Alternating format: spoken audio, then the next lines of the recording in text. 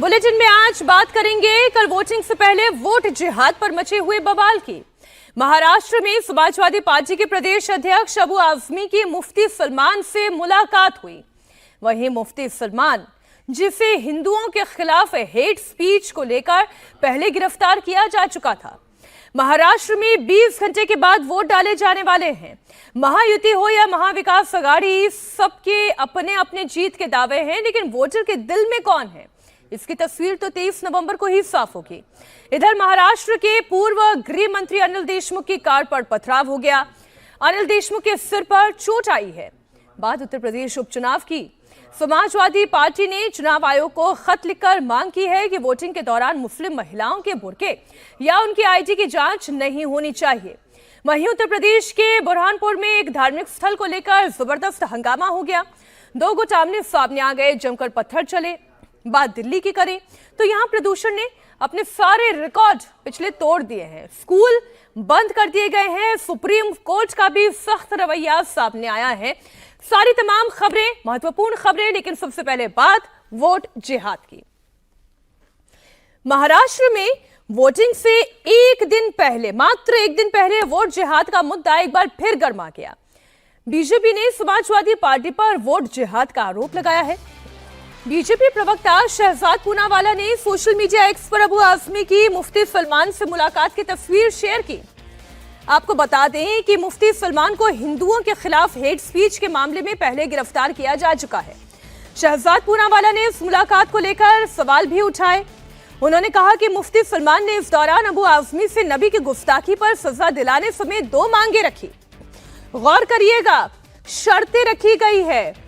नबी की गुस्ताखी के खिलाफ क्या मांग रखी गई, उसे अबू आजमी ने स्वीकार कर लिया। बीजेपी ने इस मुलाकात पर उद्धव ठाकरे से भी जवाब मांगा। देखिए, 2 तस्वीरें मैं आपके सामने रख रही हूं। इन दोनों तस्वीरों पर थोड़ा सा गौर करिए। एक तरफ है समाजवादी पार्टी के नए नए नेता फहाद अहमद, जो इस वक्त चुनावी मैदान में है। इनकी मुलाकात किनसे हुई? इनकी मुलाकात सज्जाद नोमानी से हुई, जो पहले ही तकरीर कर चुके हैं कि सभी मुसलमानों के वोट महाविकास आघाड़ी के लिए जाने चाहिए। और अब तो बाकायदा उन्होंने एक फतवा जारी कर दिया और यह फहाद अहमद के लिए जारी किया गया। अब फहाद अहमद और अबू आजमी, इन दोनों नेताओं के कद को आप देखेंगे तो अबू आजमी कई ज्यादा बड़े कद के नेता हैं, लेकिन जब इनकी मुलाकात मुफ्ती सलमान से होती है, और वो मुफ्ती सलमान जो दरअसल हेट स्पीच के लिए जाने जाते हैं, तो वो खुल्लम खुल्ला वोटों का सौदा करते हुए नजर आते हैं। जी हां, खुल्लम खुल्ला वोटों का सौदा। इस मुलाकात के दौरान मुफ्ती सलमान और अबू आजमी के बीच में बातचीत क्या हुई, जिसकी वजह से ये कहा जा रहा है कि ये खुल्लम खुल्ला वोटों का सौदा हो रहा है। ये बातचीत आप सुनेंगे तभी समझ में आएगा, इसलिए पहले आप ये चर्चा सुनिए। दिनों से सोच रहा था कि आपसे मुलाकात करूं। जब आपके केसेस हुए तो हम लोग बहुत फिक्रमंद थे, और आप आए तो मुझे मुलाकात करने को बहुत दिल था। और अभी इलेक्शन भी है जी, तो मैं तो खासतौर से अभी तो आया कि आप मुझे दुआ कीजिए कि मैं इस इलेक्शन में चौथी बार लड़ रहा हूँ इलेक्शन। अच्छा। और इस इलेक्शन में मुझे कामयाबी में रखी कि मेरे यहाँ 1,90,000 मुस्लिम वोट है और 5 लोग लड़ने वाले हैं, और 1,50,000 वोट है और नाम उसको 1 लड़ने वाला है। अगर वोटों को बंटवारा होगा तो मेरे यहाँ फिर ये नफरत वाले बीजेपी के लोग जो मुसलमानों के साथ बार बार करते हैं, और आपके साथ भी उन्होंने किया ही, तो ये लोग चुन के नहीं आना चाहिए। तो मैं आपसे दुआ कर रहा हूँ। बिल्कुल, अल्लाह ताला कामयाबी अता फरमाए। आप जिस तरह से सियासत में आगे बढ़ रहे हैं, या पहले से भी आपका रिकॉर्ड है, आप सिटिंग एमएलए रहे हैं, लेकिन कासिम भाई, मैं आपके सामने खुल करके इजहार भी करता हूँ जी कि हमारा नेताओं से या लीडरों से कोई दूसरा मुतालबा नहीं होता, ना ही कोई लेन देन के मामला होते हैं। समझ रहे होंगे हुजूर पाक सल्लल्लाहु अलैहि वसल्लम की इज्जत, उस पर कोई उंगली ना उठाए, कभी गुस्ताखी ना हो। नामूसे रिसालत हमारा मिशन है। अल्लाह ताला करे कि कामयाब हो, और उसके बाद अगर आप जीत करके आगे बढ़ते हैं तो बस हमको ये आश्वासन दे दीजिए कि इस सिलसिले में आप क्या करेंगे। देखिए, नामूसे रिसालत की हिफाजत के लिए, इस मिशन के लिए आप क्या काम करें। देखिए, हमारे यहाँ से कम 100 बार सरकार से सड़क पे ये डिमांड कर चुका हूँ। आपने सुना, उन्होंने साफ साफ ये कहा कि हमारे इन मामलातों का कोई लेना देना है नहीं, लेकिन चूंकि आप हमसे मिलने के लिए आए हैं इसलिए हम फिक्रमंद हैं और हम आपसे जानना चाहते हैं। सीधी सीधी बात यह है कि जो नबी की गुस्ताखी में बातें कही जाती हैं उनके खिलाफ आप क्या करेंगे। यानी वो अबू आजमी से पूछ रहे हैं कि आप क्या कर सकते हैं, और उसमें अबू आजमी ये कह रहे हैं चाहे सरकार से बात करनी हो, चाहे सड़क पर उतरना हो। आगे वो चर्चा और थोड़ी लंबी हुई, लेकिन ये तो सीधी सीधी ये बात हो गई ना कि हम आपके लिए खड़े होने के लिए तैयार हैं, लेकिन पहले आप ये बताएं कि आप क्या करेंगे। और उसमें अबू आजमी अपनी ओर से सहमति भी दे रहे हैं। वो ये कह रहे हैं कि हम सरकार से जो कर सकते हैं वो करेंगे, हम सड़क पर उतरने का काम भी कर चुके हैं। आप फिर से इस चर्चा को सुनिए। इस मुलाकात पर शहजाद पूनावाला ने सवाल उठाए हैं, वो सवाल क्या है वो भी आप सुनिए। नेताओं से या लीडरों से कोई दूसरा मुतालबा वोट जिहाद की बात करने वाले सज्जाद नोमानी की बातों को सही बोलने के बाद और एमवीए के प्रत्याशी फहाद अहमद भास्कर उनके मिलने के बाद अब एक और मुलाकात हुई है। समाजवादी पार्टी के सर्वे सर्वा अबू आजमी जो उद्धव जी के घर गए थे, जो एमवीए का हिस्सा है, वो मुफ्ती सलमान से दुआ ले रहे हैं, उनसे आशीर्वाद ले रहे हैं, उनसे ब्लेसिंग्स ले रहे हैं कि हमें जिताइए। ये वही मुफ्ती सलमान है जो कहता है कि गजवाए हिंद होगा। ये वही मुफ्ती सलमान है जिसको गिरफ्तार किया गया था हेट स्पीच के लिए। उनके समर्थन की अपेक्षा एमवीए कर रहा है। सोचिए, ये वही एमवीए है जिसमें उद्धव ठाकरे भी है। उद्धव ठाकरे जी, आप उद्धव भाईजान बन चुके हो और वोट बैंक की दुकान ऐसे चल रही है कि बाला साहब ठाकरे जी के सारे विचारों को आपने त्याग दिया। बोलिए कि आप वोट जिहाद के साथ हैं, आप गजवाए हिंद के साथ हैं, आप उन लोगों के साथ बैठे जिन्होंने मंदिर का विरोध किया, जो सीए के विरोधी है, जो 370 हटाए जाने के विरोधी है, जो घुसपैठियों को सिलेंडर बांटना चाहते हैं। अगर आप हिंदू हृदय सम्राट बाला साहब ठाकरे जी के विचारों पर चलने वाले हैं तो आपने सज्जाद नोमानी वाले विषय पर तो कोई स्टैंड नहीं लिया। अब आप सोचिए, ये वो मुफ्ती साहब हैं जिनके ऊपर न जाने कितने सारे केसेस, ना सिर्फ हेट स्पीच को लेकर बल्कि हिंसा भड़काने के मामले भी पहले से दर्ज हो चुके हैं। उनसे अबू आजमी जी को मदद की जरूरत है। खैर, प्रचार का शोर थम चुका है और अब से 21 घंटे के बाद महाराष्ट्र, झारखंड और उत्तर प्रदेश में वोट डाले जाएंगे। किसका क्या दावा है? क्या चुनाव में वोट जिहाद होगा या इस बार हिंदू चुनाव को धर्म युद्ध की तरह लेगा? उद्धव सेना ने बीजेपी पर क्या आरोप लगाया और बीजेपी ने कितनी सीटें जीतने का दावा किया? महाराष्ट्र में सभी 288 सीटों के लिए वोट डाले जाएंगे, तो वहीं झारखंड में दूसरे चरण की 38 सीटों पर वोटिंग होगी। उत्तर प्रदेश में 9 विधानसभाओं पर उपचुनाव होगा। यूपी के उपचुनाव को योगी का इम्तिहान और 27 का सेमीफाइनल माना जा रहा है। वोटिंग से पहले ठाकरे सेना ने बीजेपी पर बड़ा आरोप लगाया है। उद्धव गुट ने आरोप लगाया है कि महाराष्ट्र के चुनाव में बीजेपी ने 90,000 लोगों को बुलाया है, जो राज्य के हर बूथ पर अपनी निगाह रखेंगे। शिवसेना यूबीटी के सांसद संजय राउत का आरोप यह है कि बीजेपी 90,000 गुजराती बूथ रक्षकों के जरिए महाराष्ट्र के चुनाव को हाईजैक या इन्फ्लुएंस करने की कोशिश करेगी। हाल ही में पंकजा मुंडे ने भी एक जनसभा में कहा था कि गुजरात से 90,000 लोगों को बुलाया गया है।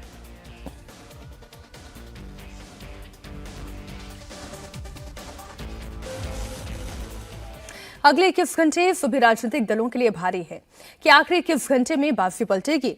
ये सब कुछ आपको बताऊंगी आगे, लेकिन उससे पहले एक बड़ी खबर आपको दे दूं। महाराष्ट्र में वोटिंग से ठीक पहले बीजेपी ने बड़ा दावा किया है। बीजेपी महासचिव विनोद तावड़े ने इंडिया टीवी से एक्सक्लूसिव बातचीत में कहा है कि महाराष्ट्र में बीजेपी 170 से ज्यादा सीटें जीतेगी। महायुति पक्के तौर पर महाराष्ट्र में सरकार बनाएगी। तावड़े ने कहा है कि महाराष्ट्र में शिंदे सरकार पर एंटी इनकम्बेंसी का असर नहीं है। हालांकि चुनाव जीतने पर सीएम कौन होगा, तावड़े ने इसका खुलासा नहीं किया, लेकिन ये जरूर कहा है कि सीएम कौन बनेगा इसका फैसला चुनाव के नतीजों के बाद ही किया जाएगा। भाजपा महायुति सरकार पक्की बनाएगी। एंटी इनकम्बेंसी तो बिल्कुल नहीं दिख रही है। और लाडली बहना योजना में जब परतूर जालना गया था तो मैं एक बहन को पूछा कि आपको 1500 रुपये आते हैं तो क्या लगा आपको? बोले भैया मुझे मेरा आत्मसम्मान मिला। कितनी सीटें एक्सपेक्ट करते हैं आप, अगर हम रीजन की बात करें, खासतौर पर कि विदर्भ हो या फिर मराठवाड़ा हो या पश्चिम महाराष्ट्र, जहां पर बीजेपी जो है कमजोर दिखाई दे रही थी, क्या स्थिति में सुधार हुआ है और चुनाव के बाद कहां तक आपको अनुमान है? काफी अच्छा परिणाम रहेगा और 170 से 175 तक सीटें भाजपा महायुति जीतेगी। जी, दूसरी एक बात कि मुख्यमंत्री पद के आपके सवाल है, क्या मुख्यमंत्री आपने कहा है कि चुनाव के बाद तय होगा? नेतृत्व में आप एकनाथ शिंदे जी के लड़ रहे हैं, लेकिन उनका नाम प्रोजेक्ट नहीं हो रहा है।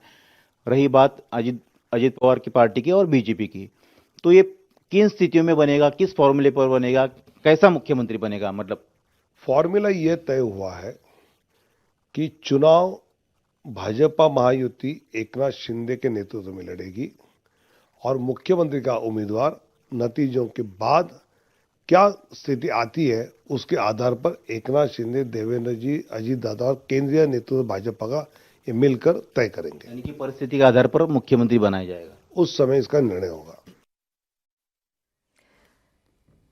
महाराष्ट्र में चुनाव प्रचार के आखिरी दिन पूर्व गृह मंत्री और शरद पवार गुट के नेता अनिल देशमुख पर हमला हो गया है। नागपुर के काटोल में अनिल देशमुख की गाड़ी पर हमला किया गया।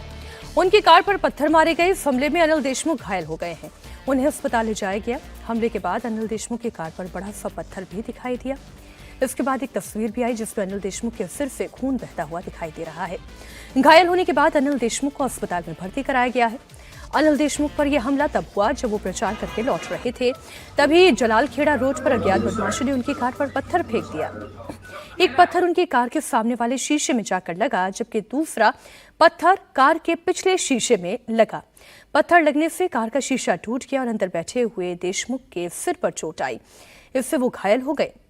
देशमुख पर हमले की खबर फैली तो बड़ी संख्या में उनके समर्थक भी जमा हो गए और बीजेपी के खिलाफ नारेबाजी करने लगे।